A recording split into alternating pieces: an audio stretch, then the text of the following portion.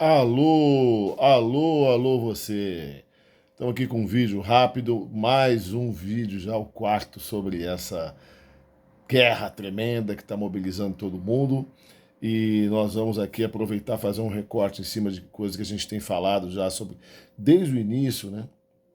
Sobre essa guerra, antes dela acontecer, questões que estavam envolvidas e passar uma pincelada rápida com as consequências, né? E aí a gente vai pedir que você se inscreva no canal, opine. Eu quero ver a sua opinião aqui embaixo. Pergunte. Não tenha vergonha de perguntar qualquer coisa que você não entender ou achar novidade. Vá lá no nosso Instagram, né, do Fora da Caverna, Caverna do Xandão, ou no outro, Prof. Xandão na Educação, que a gente tem um monte de outros vídeos curtos para ir somando e dando entendimento. Quanto mais vídeos você vir, entre lá no feed, veja os vídeos, você vai criando uma compreensão melhor sobre esses vídeos aqui do YouTube, tá? E para falar de YouTube, sem maiores delongas, vamos começar então, né, mais um debate aqui no Fora da Caverna. Sai da caverna você também, vem com a gente. Bom, para a gente começar, eu vou usar como referência um outro vídeo que está aqui no YouTube, num outro canal, que é o TV História em Casa, que se você que está aí, você também, ainda não viu, corra lá. Corra lá, né, entre os canais que a gente tem contato aqui, TV História em Casa. Há 2 semanas eu dei uma entrevista falando da questão das identidades dentro da guerra da Ucrânia. Então eu vou pedir que você fique de olho e vá lá opinar também e aprender bastante. O que hoje eu queria colocar com vocês aqui é um desdobramento daquilo em cima dos temas mais recentes, né? Dos fatos mais recentes. 25 dias de guerra, né? Números oficiais: 900 mortos, 3 milhões de deslocados e refugiados da Ucrânia. Não é muito pouca coisa, não é muita coisa, muita gente. É o maior deslocamento em menor tempo das guerras mais atuais. Já percebemos que é mentira esse papo que o mundo vivia em paz e que não tinha guerra na Europa. Teve guerra na Europa no Kosovo, antes teve na Bósnia, teve na Armênia e Azerbaijão. Todo mundo esqueceu da guerra da Armênia e Azerbaijão, Natal de 2020, né? Então teve uma guerra ali. Ali é a Europa também, é o Cáucaso. Alguns europeus não citam como Europa, mas a gente na geografia ensina, sim senhor, sim senhora, que Armênia, Azerbaijão, o Cáucaso, Geórgia, ali é a Europa, né? O berço dos povos chamados caucasianos, né? Existe essa história. Mas o que eu queria chamar a atenção de vocês é o seguinte: guerra 25º dia, panorama atual. O que tem no panorama atual da guerra da Ucrânia? Bom, a gente tem o seguinte: primeiro, que na quarta rodada de negociação que houve, alguns pontos foram pedidos pelo Putin, pelo governo Putin, pelo Kremlin, pela Rússia, em relação. Pediram para a Ucrânia para tirar as tropas. Para eu tirar as tropas, eu quero algumas coisas. São 3 eixos principais dos pedidos da Rússia. A Ucrânia está na situação defensiva de, vejam bem, prestem atenção, de ver se consegue atender a Rússia ou não.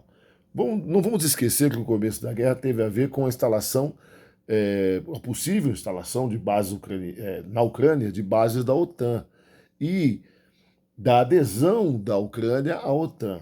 Pois bem, na semana passada agora, final dessa semana, que terminou agora, o Zelensky, né, o presidente da Ucrânia, foi à TV e disse que é impossível entrar na OTAN, a Ucrânia. Já desistiu, jogar a toalha dessa questão.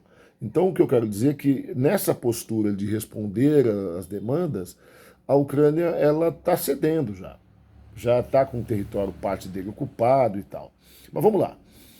Território está ocupado, mas isso já é uma exigência da Rússia de que a Ucrânia reconheça essa posse russa do Donbass e da Crimeia, que são aqueles territórios ao leste e ao sul da Ucrânia. Um arco que faz aqui, divisa ali, fronteira com a Rússia, né, e a parte sul, onde tem ali a Península da Crimeia e tal. O porto, né, de Sebastopol, Mariupol, que está sendo ocupada hoje, deram um ultimato para a Ucrânia entregar Mariupol, então mais uma cidade, tem Odessa também, então os portos da Ucrânia ali estão cercados já e bombardeados. Talvez a Rússia não pegue tudo, mas Crimeia já pegou, a gente já sabe, desde 2014. Teve um evento agora na Rússia onde o Putin foi a público lembrar da anexação da Crimeia em 2014. É muito significativo. De toda sorte, é uma das exigências para a retirada das tropas. Fica complicado porque já está ocupado, mas o Zelensky não quer dizer que vai dar. Mas será que não vai dar ou já deu? Esses territórios aí, Donbass e Crimeia. Pega, abre uma aba aí, vê o mapa agora, correndo, para você acompanhar o que eu estou falando. Tá com o mapa na mão. Nada como fazer análise geográfica, geopolítica e ter o mapa à mão. Outra, a questão da língua. Os russos exigem que na Ucrânia o status da língua russa seja também oficial, ou seja, todo mundo fala, quer dizer, metade da população fala russo, né? Fala russo e ucraniano. No Donbass fala só o russo, mas no resto fala ucraniano. Existe uma parte que só fala ucraniano, que está lá no leste. E eu já expliquei a identidade do leste da Ucrânia lá naquele meu vídeo, que é uma entrevista que eu dei para o professor Tiago lá no canal TV História em Casa, aqui no YouTube. Vá lá ver uma hora de bate-papo que eu explico bem essa questão identitária. Então, ali o leste tem essa identidade, fala ucraniano, tem um pedacinho que fala polonês na fronteira da Polônia, porque são cidades que já foram da Polônia, são cidades polonesas que hoje estão na Ucrânia. Já volto a falar sobre isso no outro ponto, que é a questão dos refugiados. Vou voltar nisso já. Mas a desnazificação é um problema complexo que está pesando contra a Ucrânia e o governo atual da Ucrânia, do Zelensky, que é um judeu, né, de família ucraniana, que os judeus ucranianos foram das maiores vítimas do Holocausto. Ele tem parentes que passaram por isso, mas o governo da Ucrânia, já antes dele, havia proibido partidos de esquerda no país. Então não tem mais partido de esquerda, é proibido a palavra comunismo, mas não foi desmantelado o sistema de grupos neonazistas.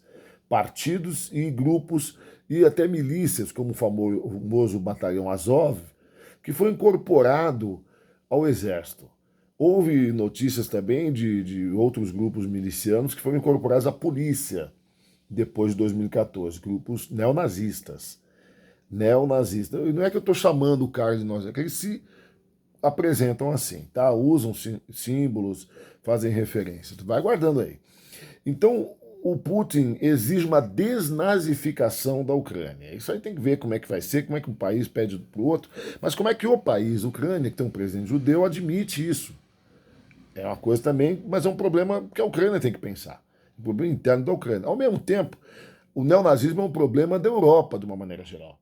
Não é só na Ucrânia. Em todo lugar, até mesmo na Rússia, nós temos neonazistas. Tem imigrante russo que foi para Israel praticar neonazismo, ucraniano também, polonês, tem de tudo. É o fim da picada.